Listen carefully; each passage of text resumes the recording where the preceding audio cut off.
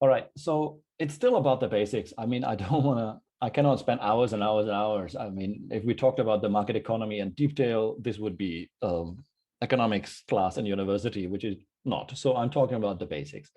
And I want to give you an idea what I believe belongs into the concept of a market economy. You've watched the iPencil movie, and I just want to put this into perspective of a global economy. Now, what you see here is that the iPencil story, the highlight is that no one person, no matter how smart or educated they are, can create from scratch a small pencil. It requires, as they say, millions of people. Somebody has to make the chainsaw to cut the tree. Somebody else needs to have the factory to actually turn the tree into wooden planks. And from there, all the way to the pencil, and the same for the rubber, the metal, and the graphite.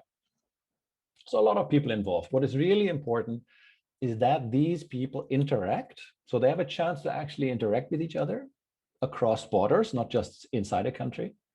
And that they're able to compete with each other. So I can actually buy the rubber of the quality and price that I need. Same with the wood and everything else. And when you look at COVID-19, despite the tragedy, it's also quite a success story that within a very short period of time, there were so many different companies that were able to come up with a vaccine. Hundreds by now, it's a lot already. And what you can see here from World Trade Organization, there are so many materials, providers, nations involved in just the production of one average antibody. So that really shows us how much we need this division of labor. And again, I'm not underestimating the issue of labor in specific countries that needs to be dealt with, but nevertheless, we need this global cooperation. Everyone is involved. It's not just one country or one company. Everyone needs to be involved in this. So that matters. The meaning is the market economy really brings substantial benefits and welfare effects. Right. Now, what I would like to put at the beginning, my hypothesis for this whole presentation is going to be when a small group of people control and limit the access to economic resources, this will lead to a large amount of negative consequences.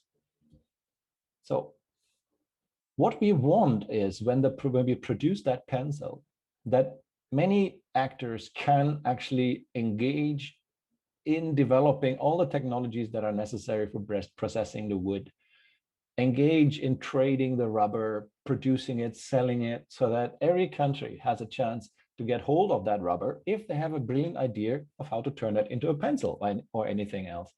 But we do have these power structures. We do have these. And sometimes they force children into work or women to work in these horrible factories. And sometimes they just block the trade of certain goods and resources.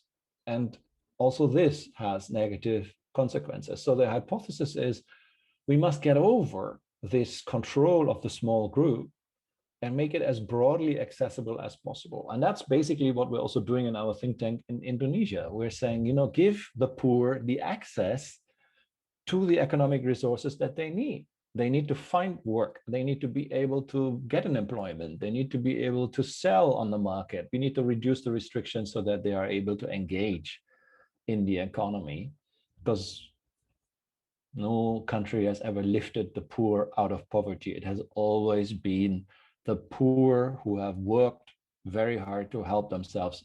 And the government is just there to make it hopefully as easy as possible, but quite often make it actually hard for them to escape poverty.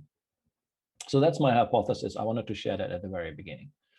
Now, we have dominance.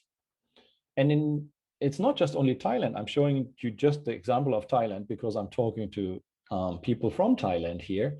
This is an article written by experts from the Bank of Thailand. So it's the central bank researchers that have put this together. And they look at CR4, which is an indicator for the market control, the market share of the 4 largest companies in a certain sector of the industry. And I hope it's clear enough on your screens to see that on the left side, where you have trade and service industries, you see in telecommunication, for example, the largest 4 companies dominate at the moment. 2016 was the latest number, it was 85% of the market.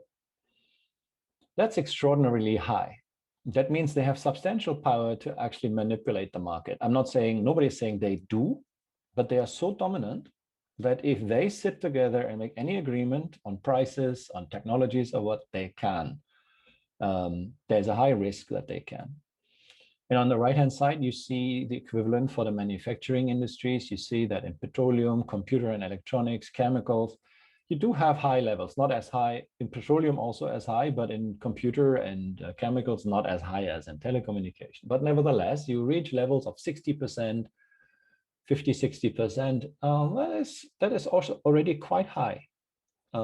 If 4 companies dominate half of your market, they can do all sorts of things to make sure other companies are not getting market share.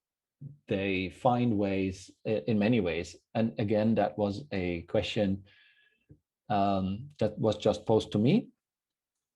What is the role of the legal sector? Here is where the legal sector, I believe, needs to be super careful and say, okay, so to what extent do we need to step in and make sure they are not abusing their market power?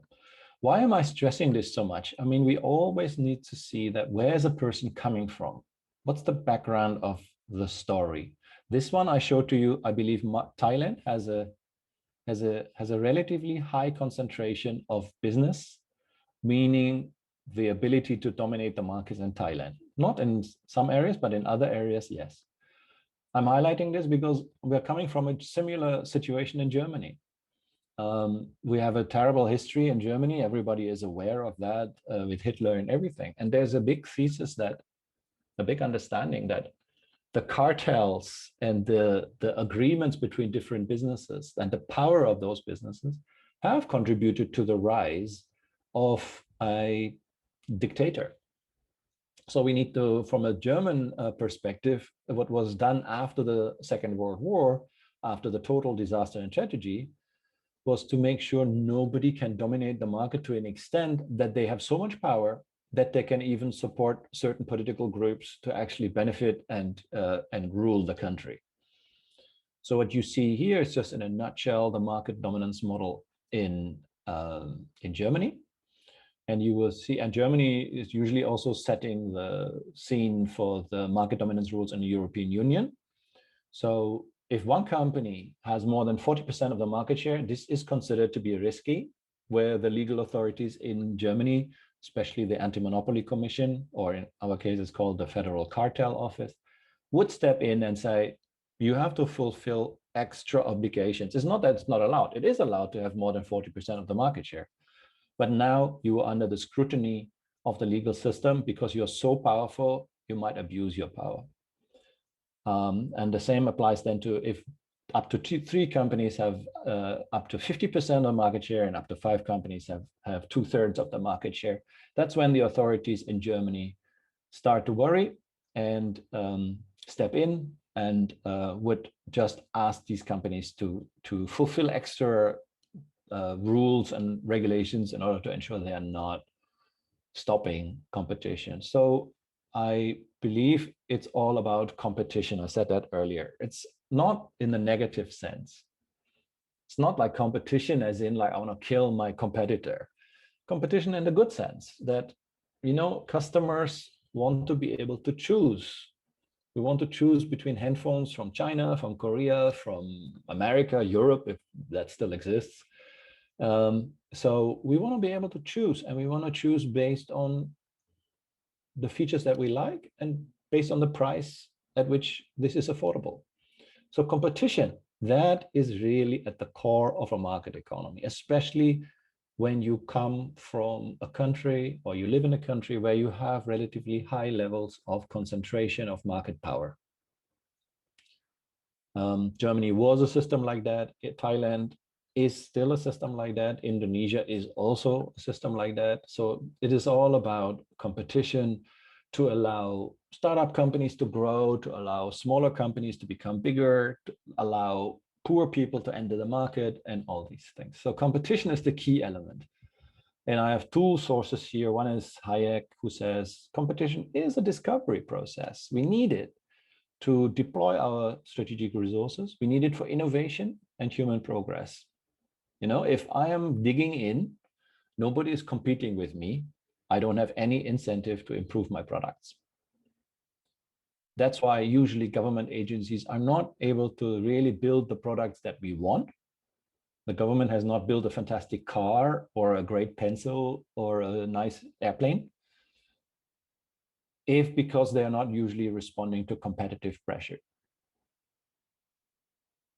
This only happens with competition. And Walter Eucken, and he's a German economist, he was instrumental after the Second World War to help Germany to find its foundations of economics and the market economy. And also he put competition at the center of market economy. So please note that it's not property. A lot of people would say market economy is all about property. It's not. The most important thing is competition. Private property also matters. I come to that later. So this is just for the introduction